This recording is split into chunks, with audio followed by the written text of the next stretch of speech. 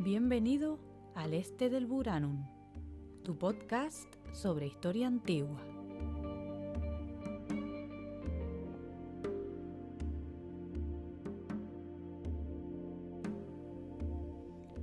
Buranum es el nombre que los antiguos sumerios daban al río Éufrates. En su orilla este se alzaba la ciudad de Babilonia, centro cultural del Próximo Oriente Antiguo durante la mayor parte de su historia. Únete a nosotros para hacer un viaje en el tiempo y conocer de primera mano la vida en el mundo antiguo, en un programa que intenta contribuir con su granito de arena a la divulgación de la historia. Así que ponte cómodo y prepárate para redescubrir un mundo que ha vivido rodeado de leyendas. Aquí te mostraremos cómo la realidad siempre supera la ficción. ¿Estás preparado? Comenzamos. Esto es Al Este del Buranum.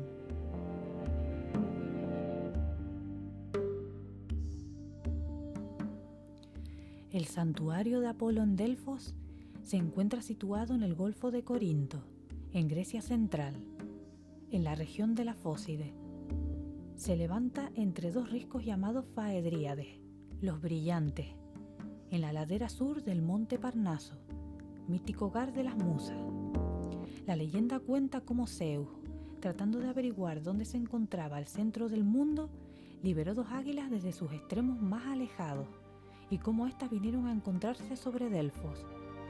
Para señalarlo, el ónfalos u ombligo de piedra fue colocado en aquel lugar. El santuario de Apolo en Delfos estaría llamado a convertirse en el más importante de la Hélade durante gran parte de su historia antigua.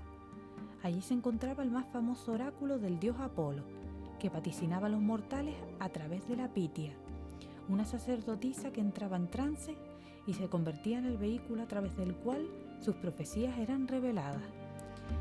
En el episodio de hoy analizaremos los orígenes del santuario con los mitos que lo rodearon, su evolución histórica hasta alcanzar su mayor auge en época clásica, cómo el santuario influyó de manera notable en la política y en la economía de su tiempo y cómo se produjo su decadencia con la llegada del periodo helenístico y del cristianismo posteriormente. Hoy, en Al Este del Buranum, hablaremos sobre el oráculo de Delfos.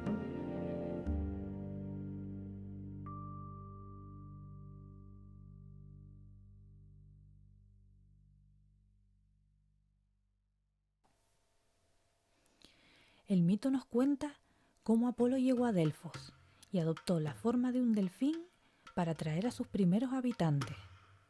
Más tarde se enfrentaría a la serpiente Pitón, que habitaba el lugar y tras vencerla lo reclamaría para sí, no sin antes instaurar los llamados Juegos Píticos, para honrar la memoria de la bestia y así aplacar a su espíritu y expiar el asesinato.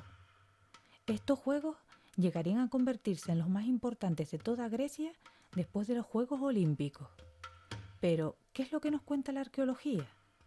La historia del santuario se remonta al asentamiento neolítico localizado en la Gruta Coricia, muy cercana al posterior santuario.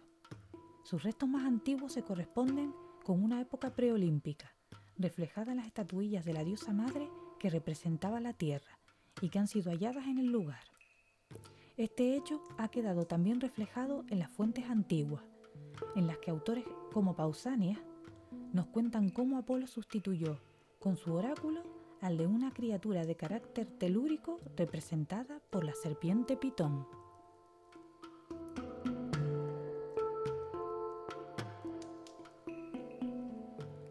El culto a Apolo debió originarse históricamente durante el siglo VIII antes de la era, con el establecimiento de un colegio sacerdotal a la cabeza del cual se encontraba la Pitia, desplegando desde ese momento una red de rutas y contactos comerciales y religiosos que se extendieron por gran parte del mundo antiguo.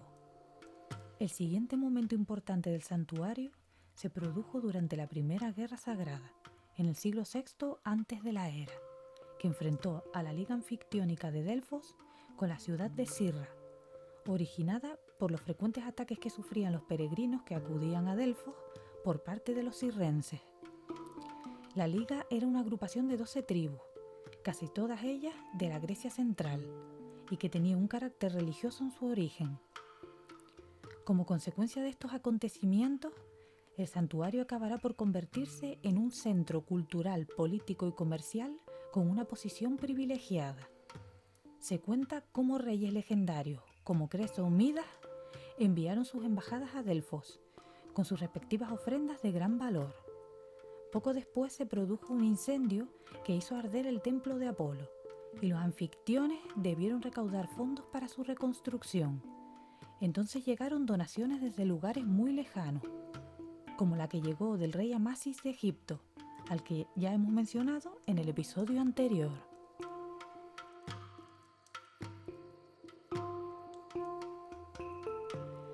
La anfictionía era la encargada de controlar el funcionamiento del templo, nombrando a las personas que se encargarían de él y organizando los Juegos Píticos, que al igual que los Olímpicos, se celebraban cada 4 años.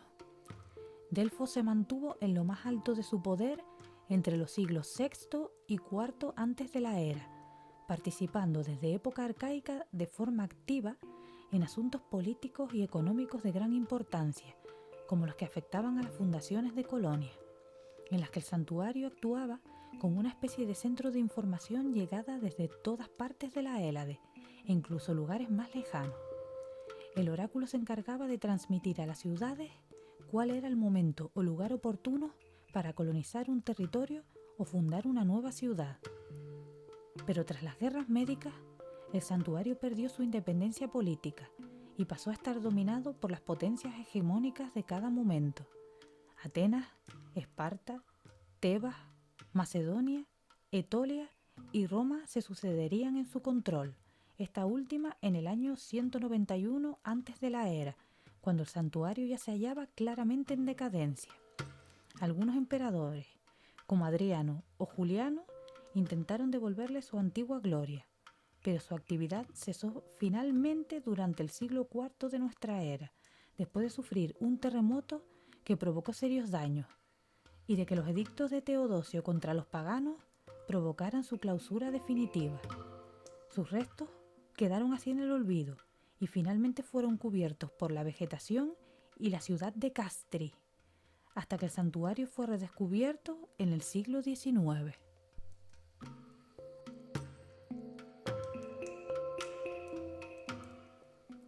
El templo principal del santuario estaba dedicado a Apolo, pero también a Dionisos, y era de estilo dórico. Los restos que observamos hoy en día pertenecen a una edificación del siglo VI antes de la era y son el resultado de reconstrucciones y ampliaciones que el templo sufrió después de incendios y terremotos que le causaron daños a lo largo de su historia. Además de este templo, los edificios más importantes son el teatro, los templos dedicados a otras divinidades como las musas o Atenea, los tesoros donde se guardaban las donaciones de las distintas ciudades al santuario, el stadium y el gimnasio donde se celebraban competiciones deportivas, y además las fuentes de las que provenía el agua de los manantiales sagrados.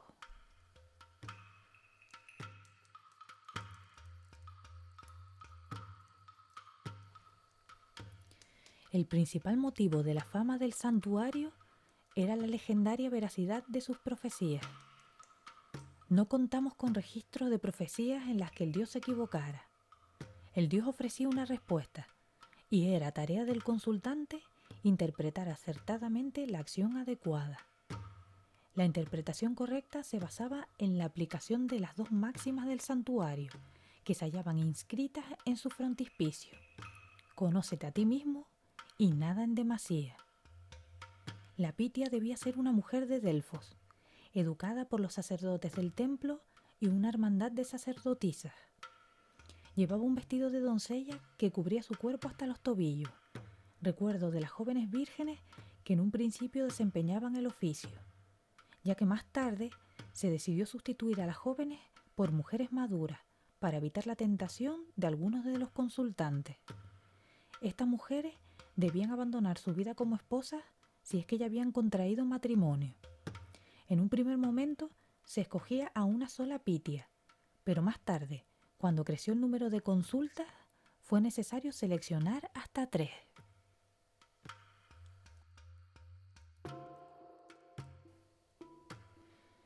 En las épocas más antiguas, el oráculo solo funcionaba el 7º día del primer mes de la primavera, el día que Apolo había venido al mundo en la isla de Delos. Pero posteriormente fue necesario ampliar las consultas al 7º día de cada mes, desde la primavera hasta el otoño. En invierno, Dionisos tomaba posesión del santuario y Apolo abandonaba el lugar. Durante este periodo se celebraban cultos báquicos relacionados con la embriaguez por el vino y el abandono a la locura.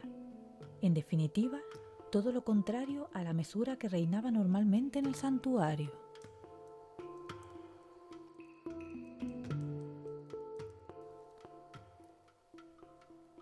En base a lo que nos revelan las fuentes antiguas, se piensa que en los días señalados para la consulta, la Pitia tomaba un baño en las aguas de la fuente Castalia y bebía del casotis, que le concedía el don de la profecía. Entonces se purificaba con hojas de laurel y cebada, para después descender hacia el aditon o cámara del oráculo, en el interior del templo. Se dice que la Pitia masticaba hojas de laurel y se sentaba en un trípode situado sobre una grieta que había en el suelo y que exhalaba un olor dulce, llamado por las fuentes neuma o hálito divino, y que durante la antigüedad fue considerado el elemento que provocaba el trance de la Pitia y su capacidad de profetizar. En el arte de la época, la Pitia ha sido representada con una rama de laurel en una mano y un recipiente con agua del casotis en la otra.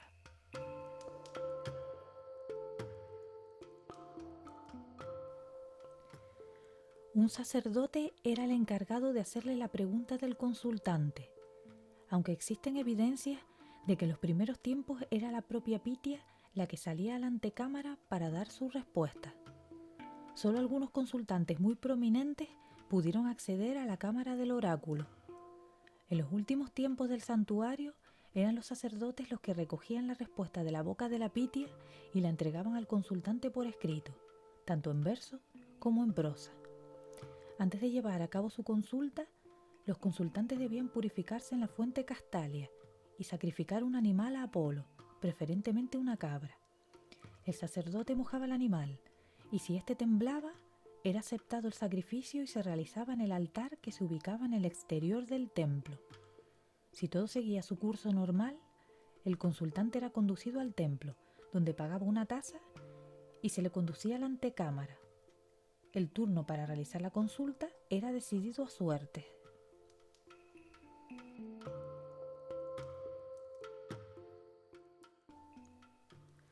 Delfos cumplía la función de una especie de oficina de información política y un órgano de coordinación universal de las deliberaciones de todo el mundo helénico.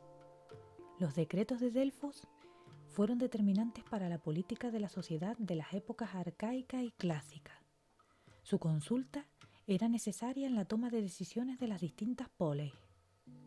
Su actividad atañía al gobierno de la ciudad y a las acciones militares, políticas o comerciales que ésta fuese a emprender, saliendo así del mero ámbito privado. Así vemos cómo la relación entre la religión y la política en la Grecia antigua conducirá en su máxima expresión a la llegada al poder de nuevas dinastías reinantes y a la caída de otras.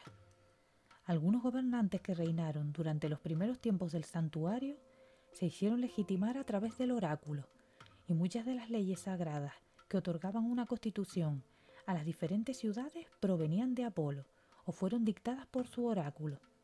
Muchos utilizarán el santuario y sus vaticinios para alterar los acontecimientos a su conveniencia.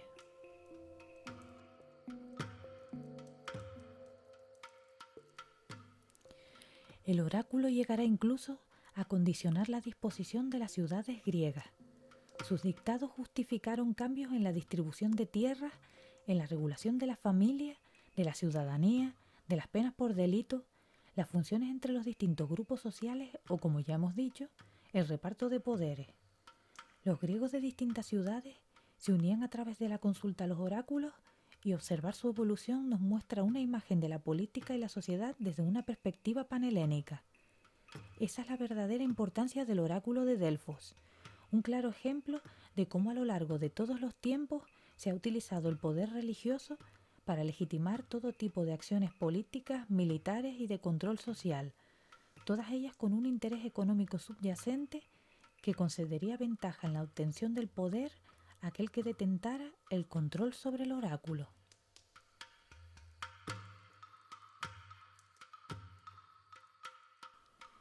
La fascinación por el misterio que envuelve al oráculo ha seguido viva hasta nuestros días, y los investigadores actuales se esfuerzan por explicar todo lo relacionado con su funcionamiento y desvelar las cuestiones que aún se desconocen acerca de la pitia y del proceso de adivinación.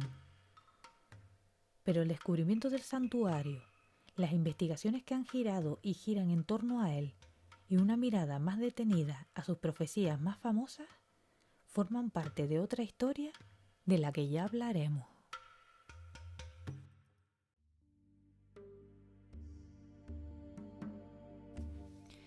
Hasta aquí el episodio de hoy. Si te ha gustado, no dudes en visitar nuestro blog alestedelburanum.wordpress.com y seguirnos en nuestras redes sociales.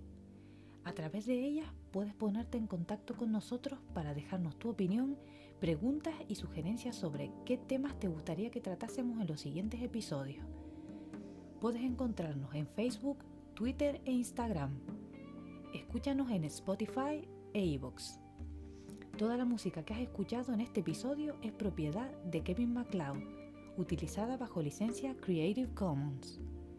Nos vemos dentro de 7 días en un nuevo episodio de Al Este del Buranum.